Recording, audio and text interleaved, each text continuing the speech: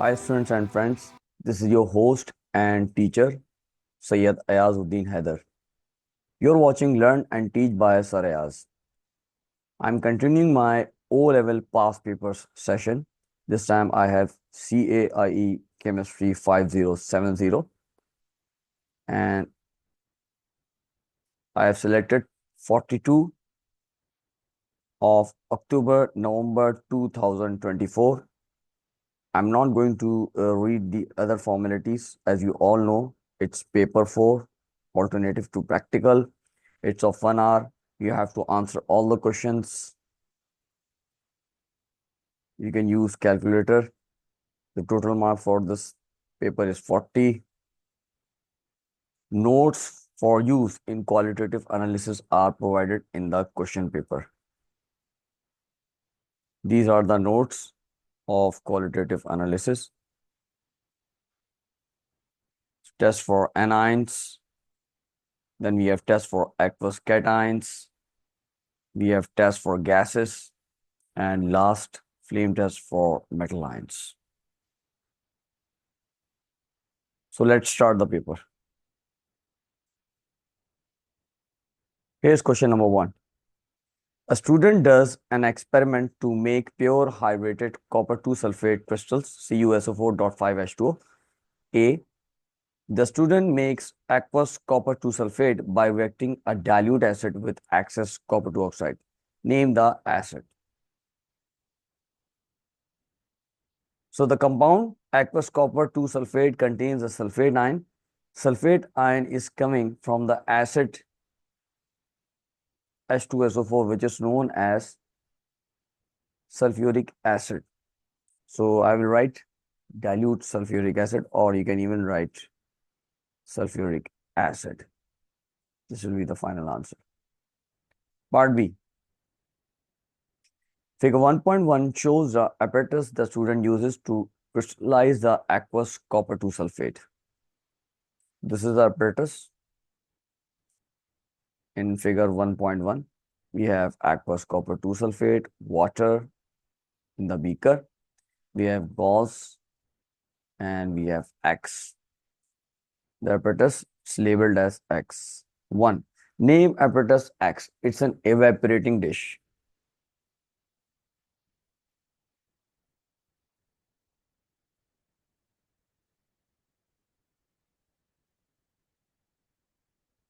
Part 2. Describe how the student decides when to stop heating the aqueous copper 2 sulfate. Definitely, when crystals begin to form, the student has to stop heating. So you write crystals beginning to form.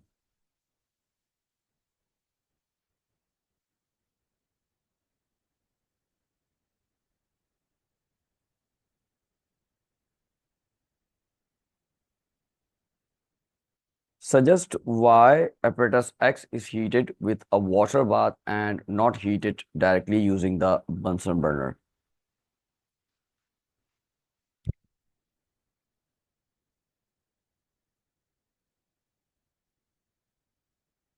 If you look at the salt, it's hydrated.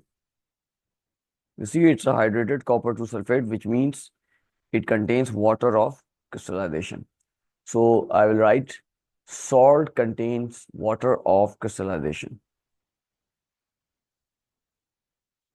Salts contain water of crystallization. It's a salt, it's not salts.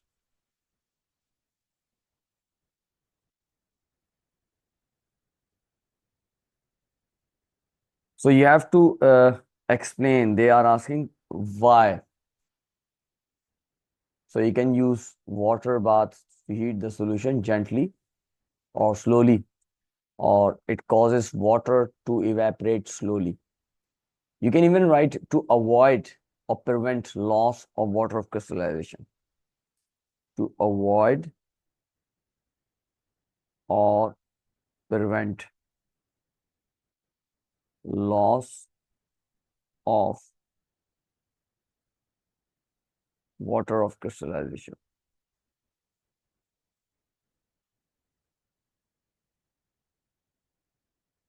Part 4. Describe the final step needed to produce pure hydrated copper 2 sulfate crystals. So we need to dry, but you can't dry it in oven because this will also destroy the water crystallization. So you will dry the crystals in air. Dry the crystals in air. Moving to next question, which is question number 2. A student titrates 4 samples of aqueous sodium carbonate with 0.5 mole per dm cube dilute hydrochloric acid, HCl aqueous. In titration 1, the student rinses and fills a burette with 0.5 mole per dm cube HCl aqueous, adds 25 centimeter cube of aqueous sodium carbonate to a conical flask, adds methyl orange indicator to the conical flask, adds HCl aqueous from the burette while swirling the flask, adding drop by drop near the end point until the solution just changes color. The student repeats the titration 3 more times. Part A. Figure 2.1 shows the burette readings for 2 of the titrations. Here, titration 2, titration 3. We have initial and final readings in figure 2.1. Record the burette readings in table 2.1, complete table 2.1. So we need to complete this, record the burette readings in this table 2.1. Then after that, we need to complete table 2.1 after that. So I need the initial and final reading for titration 2. So initial reading for titration 2, it's 21.2. And final reading is 41.7. For titration 3, initial reading is 0 and final reading is 19.9. Now I'm going to write down these readings in table 2.1. So for titration number 2, final burette reading is 41.7 and initial burette reading is 21.2. So volume of HCl used, what you'll do, subtract 21.2 from 41.7. 41.7 minus 21.2. 20.5.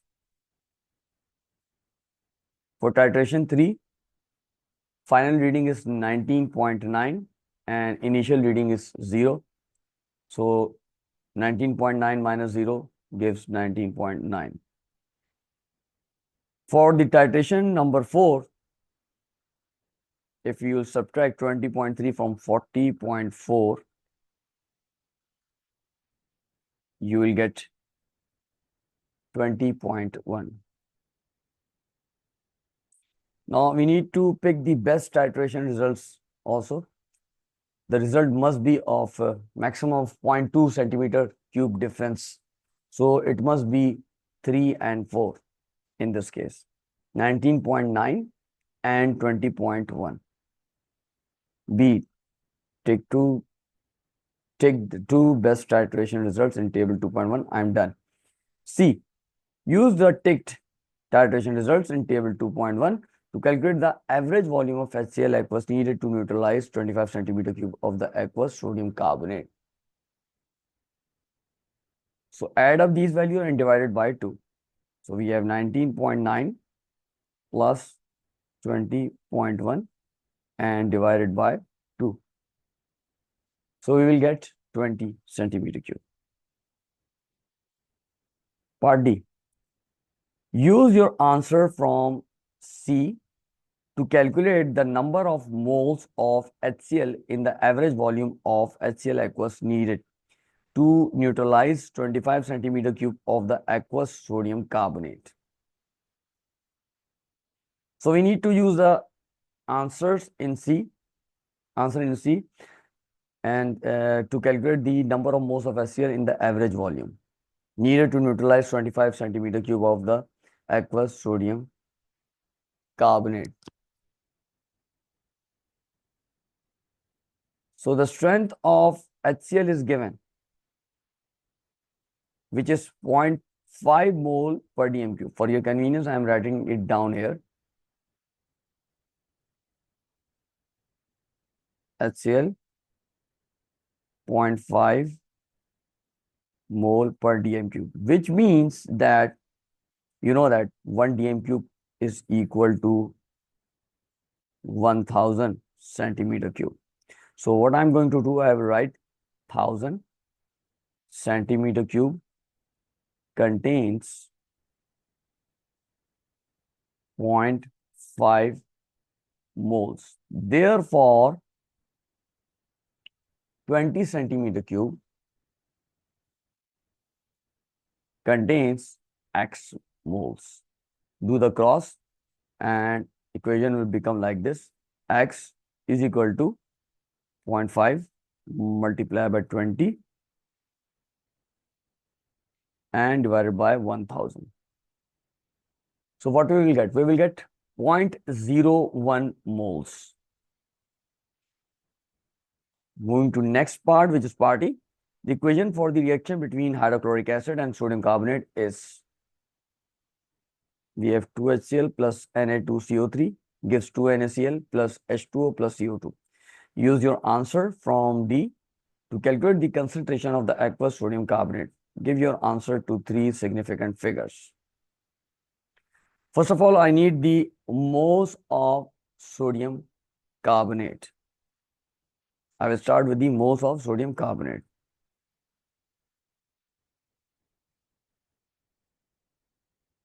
Moles of Na2CO3. If you look at the relationship between HCl and Na2CO3, according to this reaction equation, 2 moles reacting with 1 mole of Na2CO3. Therefore, 0.01 mole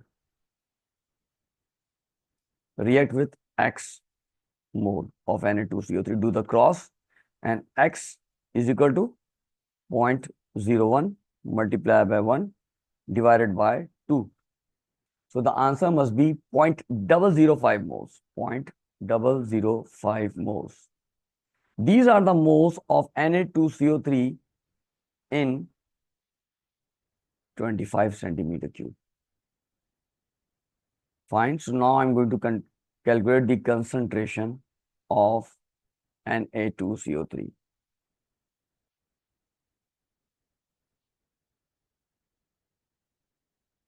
So I will write 25 centimeter cube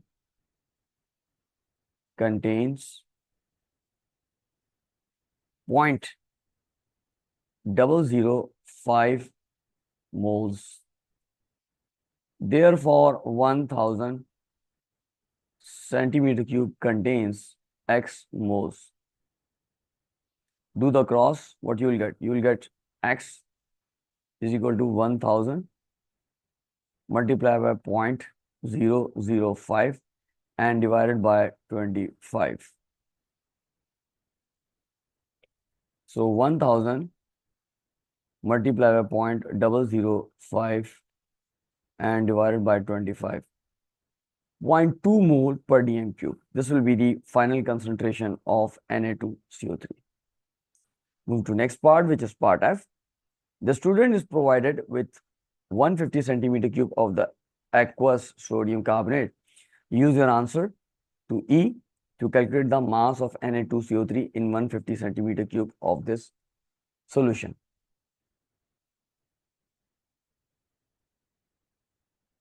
So first of all, we need MR of Na2CO3. MR of Na2CO3. So we have 2 atoms of sodium. So I will multiply 2 by AR of sodium is 23. Plus we have 1 atom of carbon. So 1 multiplied by 12, which is the AR of carbon. Plus we have 3 atoms of oxygen. So 3 will be multiplied by 16. So adding up these, will give us 106. So now we need to calculate the mass in the moles. Need to calculate the mass. We know the formula.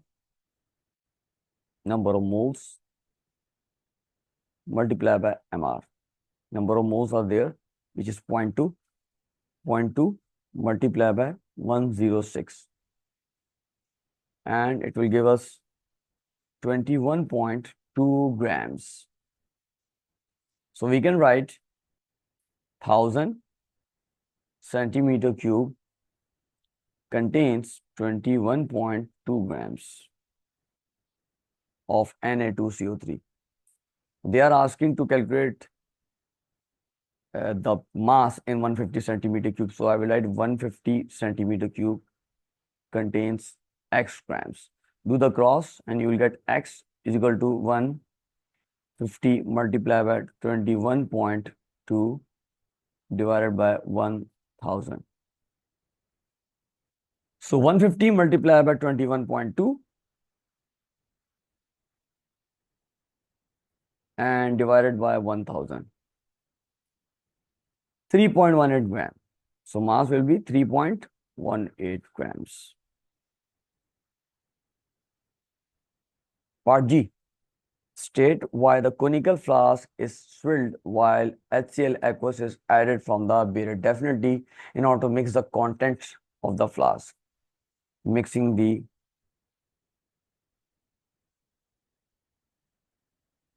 contents of the flask. Part H, state why HCl aqueous is added drop by drop near the end point in order to get the accurate or precise volume of HCl. To get precise or accurate volume of HCl.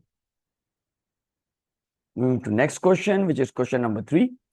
A student investigates solution P and solution Q. A. Solution P is colorless and contains sodium ions. Number 1.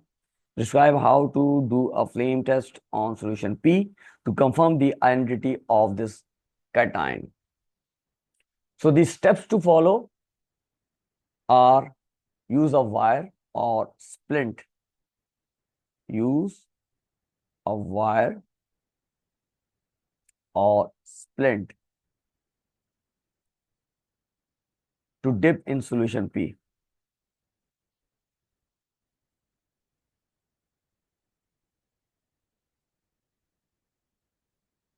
Then place or bring the wire, place or bring the wire to blue or non-luminous flame or non-luminous flame.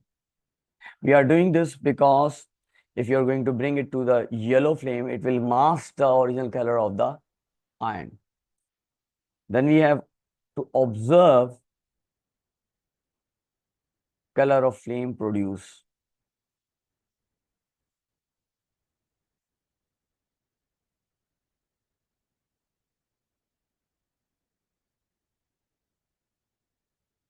Or you can even state the color of Na plus ion, that is yellow. Or state the color for Na plus ion.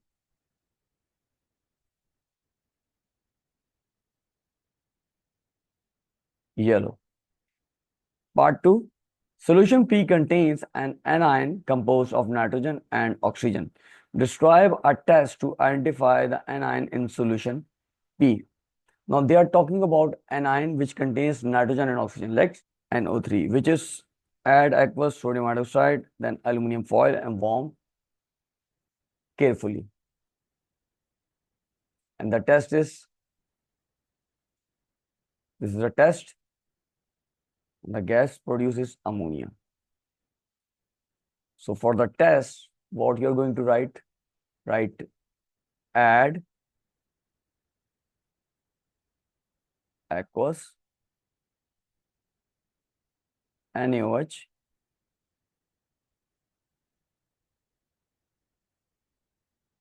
aluminum powder, Al powder, warm or heat.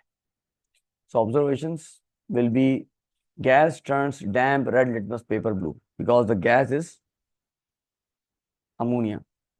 So you have gas is ammonia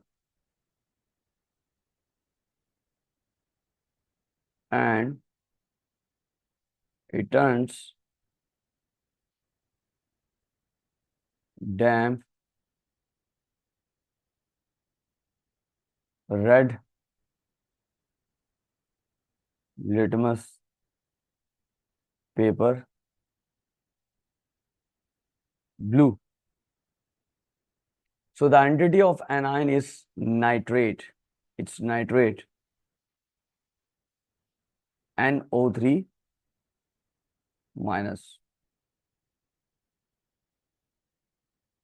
B. The test the student does on solution Q are shown in table 3.1. Some of the observations for these tests are also shown. So we have table 3.1, test on solution Q. Number 1, add drops of aqueous ammonia to solution Q until a change is seen. Then add excess aqueous ammonia. Observations: green precipitate which is insoluble in excess. Number 2, add drops of aqueous sodium hydroxide to solution Q until a change is seen. Then add excess aqueous sodium hydroxide. Green precipitate soluble in excess, giving a green solution. So these looks test for the cations, and if you look at the list of the cations here, so we have two cations which give green color, that is Cr3 plus and iron 2 plus, but the cation Cr3 plus gives green PPT which is soluble in excess of sodium hydroxide. So it must be having Cr3 plus here. Number 3, add aqueous silver nitrate to solution Q, white precipitate. This is a test for anion. If you look at the list of anion, it's a test for chloride. It's giving white PPT with nitric acid and aqueous silver nitrate. Number 4, add dilute nitric acid to solution Q, then add aqueous barium nitrate. Observations are not there for this one. Okay, now let's see the questions. Question number 1, part 1. Identify the cation in solution Q using the observations from test 1 and 2.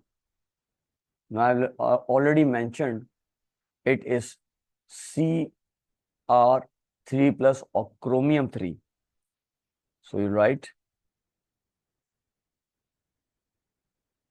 chromium 3 or Cr3 plus. Number 2, test 3 is incomplete.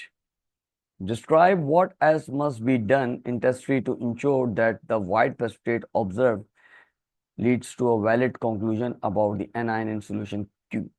In solution Q, so they are talking about test 3. They said add aqueous silver nitrate to solution Q and we are getting white precipitate. And I told you it's of chloride. So if you look at this carefully, they didn't acidify with dilute nitric acid, which is very important, because this destroys the carbonate present, because carbonate also gives white precipitate which masks the color of the anions produced here. So we need to add dilute nitric acid here. Add dilute nitric acid. Number 3, the student completes test 3 correctly. The observations remains the same. Identify an anion in solution Q. So it must be Cl minus. Looking at this, we are having Cl minus ion for this white precipitate. So I will write chloride or Cl minus.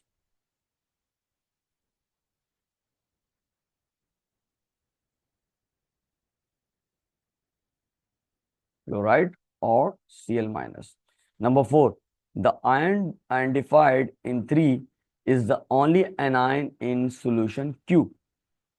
Describe the expected observation from test 4. So if we say that the only ion identified in 3 is the only anion in solution Q, so what will be the expected observation for test 4? So test 4 is adding dilute nitric acid to solution Q, then add aqueous barium nitrate. If you look at this, it's a test for sulfate ion. So acidified with dilute nitric acid, then add aqueous barium nitrate.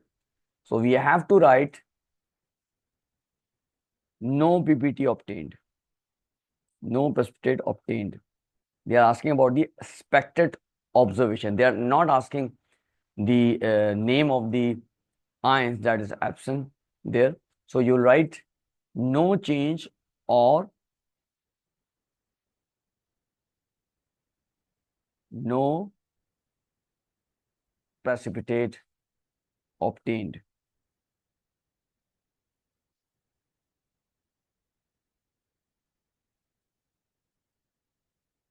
Part 5, solution Q is acidic.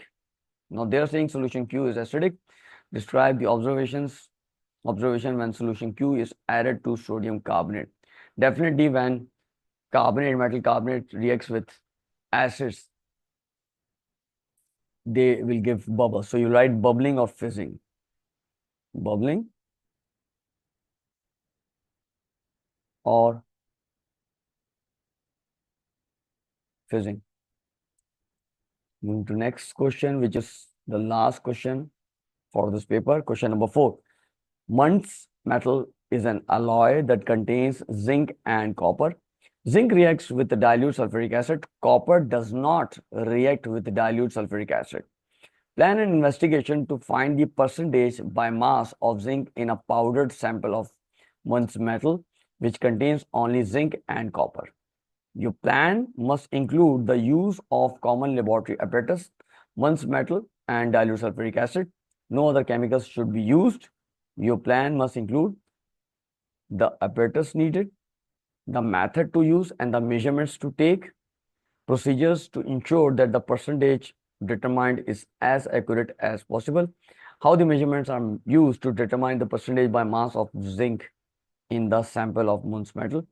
You may draw a diagram to help answer the question. Now we have 4 sections in this. You have apparatus,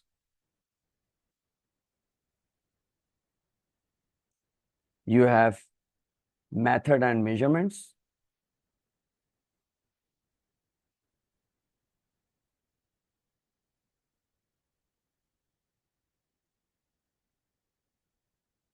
you have accuracy, last not least is the calculation.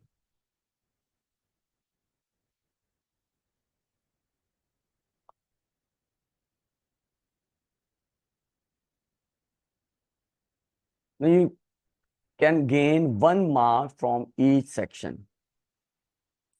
1 mark from each section. In this way, you will gain 4 marks. If you look at the total marks, the total mark must be 6 for this question. You see, it's 6. So we need to gain 2 more marks. So for the other 2 marks, definitely I will go for apparatus and anyone from these 2 and 3. That's method and measurements and accuracy. So first of all, I will draw the diagram for the apparatus used here. So I'm going to write apparatus used. Now, this is very interesting. You can use test tube here. So you can draw the diagram of test tube. This is test tube. Label it also. You can have beaker. Now I'm drawing the beaker here.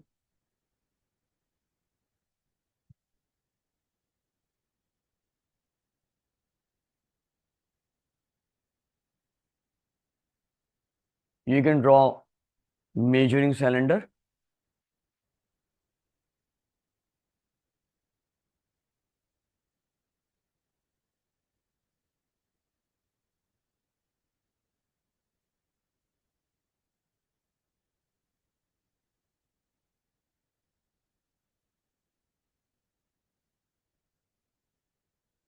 You can even have filter funnel.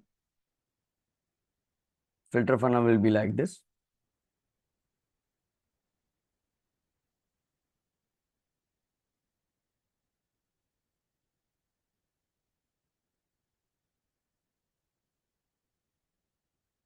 Or you can have evaporating dish like this.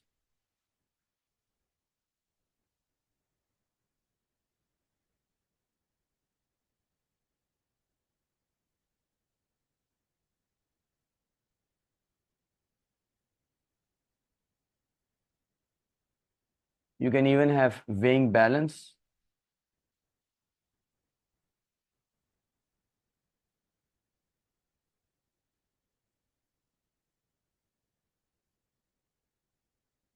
Electronic balance or beam balance.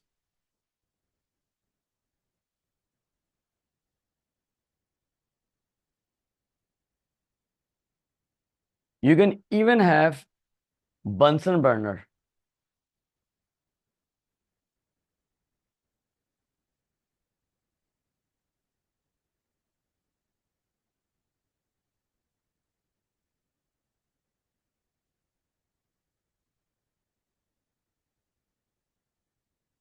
So you can draw any two from these, any two apparatus. So in this way, I can gain 2 marks here. What else? Now, what about methods and measurement? I'm done with this. So I'm writing methods and measurement.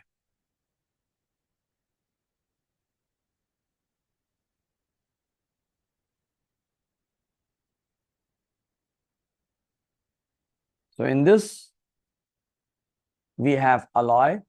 So you have to start by weighing the month's metal using balance. So I will write weigh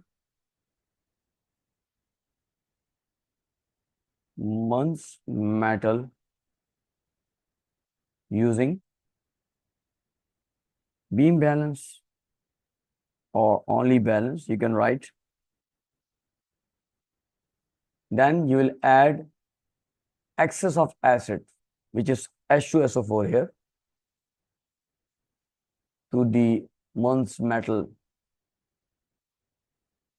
Either you can add excess of acid to the month's metal or month's metal, excess of month's metal to the acid.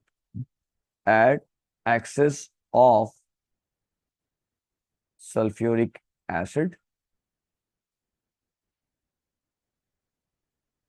to month's metal or vice versa.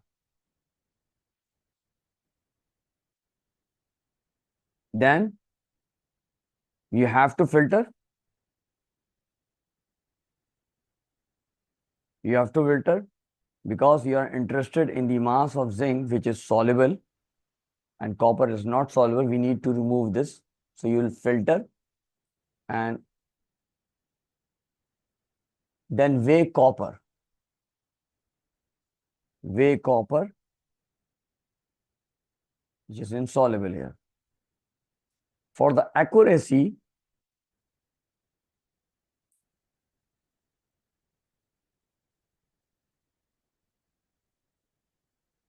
what you need to do, we have to wait until bubbling stops. So initially we have added acid to the metal. So definitely they will be bubbling due to the production of hydrogen gas. So you write wait until bubbling stops. Right? Use excess acid.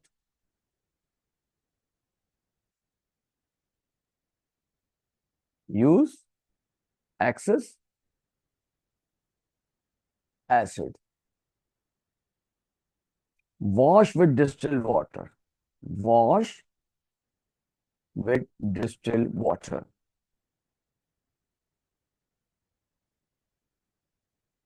And dry copper. Dry copper. Now, in order to get the accurate result, we need to repeat and take average. Repeat the whole procedure. Repeat the whole procedure and take average. And take average. Last but not least, calculation.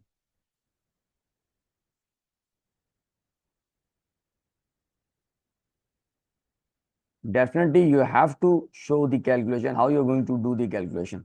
So 1 mark will come from here. I'm done with my 1 or 2 marks from here and 1 or 2 marks from here. Then I need to get 1 mark from this last one, which is calculation. Now I need to find the percentage by mass of zinc in a powdered sample of Muntz metal. So what you will do, in order to find the percentage of zinc, we have mass of Muntz metal. We have residue copper, so dry form of residue copper. So we need to extract that mass of copper metal. Then multiply it by 100 and divide this by the total mass of Muntz metal. Mass of Muntz metal. So in this way, you're going to gain all 6 marks for this question. Thanks for watching. Press like and share my videos for more videos. Subscribe to my channel and press the bell icon.